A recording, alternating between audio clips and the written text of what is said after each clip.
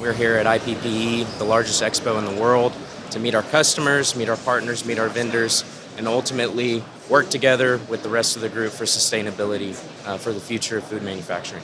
Through our software, we are able to provide granular level information and data to our customers and company leaders, and they're able to use that information to drive change and drive improvement in their organizations. Continuous improvement is very important to us. Not only is it our slogan, but it's also the mission statement of our company. But it's about setting challenging goals, achievable goals and clear goals, not for ourselves, but also for our customers. And we think our customers are cut from the same cloth. The people that we are working with and the people that we are continuing to work with and potential customers are all looking for that in a provider.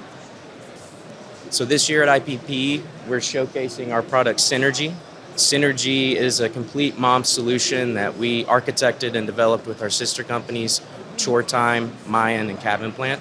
And what it aims to do is create one ecosystem where all of this information lives up and down the supply chain so that we can ultimately provide continuous improvement for our customers, provide them the tools that they need so that they can drive continuous improvement themselves as well.